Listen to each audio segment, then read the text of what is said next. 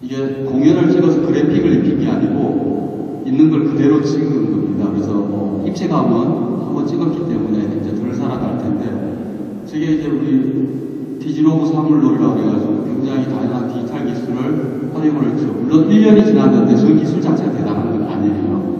간단하게 설명드리면 앞에 있는데 뭐 꽃잎이 날아다니는 거는 홀로그램 입체 영상이에요. 그래픽으로 되어 있는 홀로그램 입체 영상이고, 뒤쪽에는 실제 연주자가 있고, 또 맨 뒤에 그래픽 영상이 있어요. 그 세 개를 같이 연동하게끔 해놓고, 뭐 입체 영상을 좀 많이 보죠. 홀로그램 같은 거.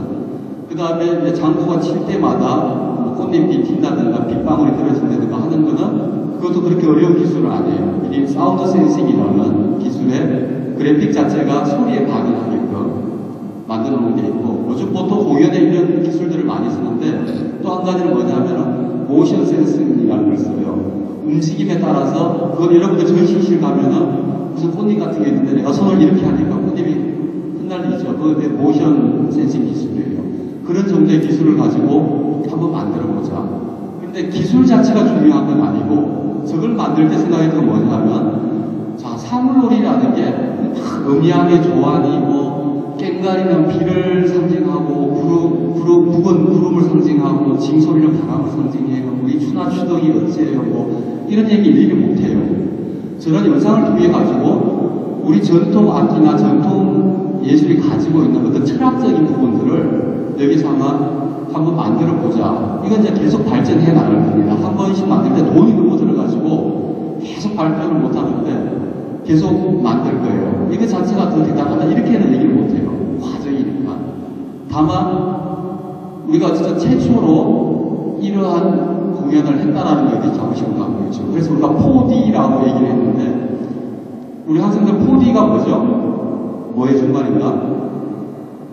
4디멘전이죠. 자, 디멘전이라는 게 뭐 우리가 수학 시간에 배우죠. XY축 하면 2디멘전이죠. 평면. XY에다가 Z축이 들어가면은 입체가 만들어지죠. 마지막 4차원이 뭐예요? 시간이에요. 타임이에요.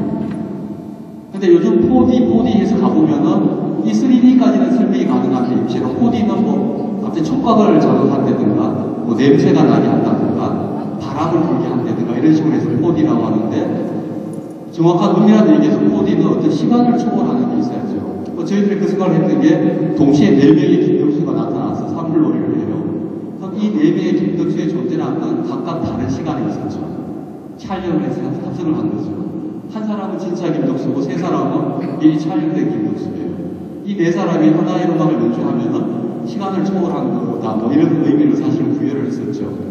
그래서 요즘 이런 디지털과 관련된 예술 작품들이 굉장히 많이 나옵니다. 뭐 양쪽에 제가 사진을 참고를 했던 게, 위에 있는 게 요즘 건물에다가 이렇게 쏘는 파사드라고 그러죠. 그렇게도 표현하고, 밑에는 뭐 공연에서 디지털 기술을 쓰는 건데, 저는 그렇게 생각합니다. 융합이라는 게 물론 아주 지금 작은 스케일을 얘기하는 겁니다만은, 우리가 퓨전 음악이라는 얘기도 듣고 크로스오버라는 얘기도 듣죠. 크로스오버라고 하면 우리가 보통 좀 혼동을 하시는 것 같은데, 크로스오버는 장르를 옮겨 다니는 거예요. 쉽게 얘기하면 내가 서양 성악을 전공을 했는데 갑자기 팝 노래를 부른다든가, 이런 게 내가 전공했던 그와 다른 쪽으로 가는 거죠. 그 다음에 국악기 가지고 서양 음악을 연주를 한다든가, 이건 그냥 크로스오버예요. 악보만 보고 누구나 연주할 수 있으니까. 가끔 요즘은 안 나오는데 KTX 타니까 가야금으로 무슨 캐논 연주하고 이런 거 많이 들어보셨죠? 저는 사실 그 작업을 그렇게 좋아하지는 않아요. 왜냐하면 그걸로 가야금의 음색에 대해서 우리가 모르던 걸 알게 해줬지만 그건 아무 의미가 없죠. 가야금 6개월만 배우면 이제 악보고 다 연주해요. 음악 작품이라고 얘기하기 그렇죠. 그냥 크로스오버예요.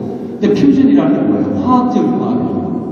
A와 B가 만나서 AB가 붙어있는 게 아니고 C가 만들어져야 돼요. 그게 우리가 융합이라고 얘기할 수 있는 거죠. 우리가 지금 뭐 기술과 문화의 융합, 요즘 융합이라는 말을 굉장히 많이 쓰잖아요. 근데 그냥 섞어 놓은 거는 융합이 아니에요. 그냥 물리적 결합일 뿐이죠. 찹쌀하고 콩하고 섞어 놓은 건 그냥 찹쌀대로 콩대로 있잖아요. 새로운 게 나오는 게 아니죠. 융합은 두 개의 장점을 가지고 새로운 뭔가가 나와주는 게 융합이라고 생각합니다. 그래서 요즘 융합을 퓨전이라는 단어를 쓰지 않고 컨버전스라는 단어를 써요. 원래 컨버전스는 수학에서 수렴하다 이런 뜻이죠. 반대말이 다이버전시, 발산하다예요. 그런데 융합이라는 걸 컨버전스를 쓴다는 건 수렴을 해서 새로운 가치를 만들어내자는 얘기예요. 저 다이버시티라는 걸 제가 다음에 뒤쪽에 얘기할 거고요. 그러다 보면 지금 여러분들의 학생들을 제가 중심으로 얘기한다면 뭘 전공하게 될지 몰라요. 공학을 할 수도 있고 의학을 할 수도 있고 법학을 할 수도 있어요. 그렇지만 앞으로 그 한 가지만 공부해서는 절대 최고가 될 수가 없습니다. 지금 가장 큰 문제가 우리 내가 어떤 특정 직업군을 얘기를 하는 게 아니고 정말 의사들, 우리 법조인들 보면 거의 5년 이상 10년 동안 그만 무지하게 공부를 해서 한국에서 제일 머리 좋은 사람들이라고 얘기를 해서 법조인이 되고 의사가 됐는데 그 다음부터는 또 다른 거 할 시간이 없어요. 쭉 이제 그대로 가야 되다 보니까 우리가 쉽게 얘기하는 융합적인 사고가 저는 많이 떨어진다고 봐요. 인문사회학적인 소양들 또는 예술에 대한 것들, 경영과 관련된 부분들 이런 것들이 부족해요.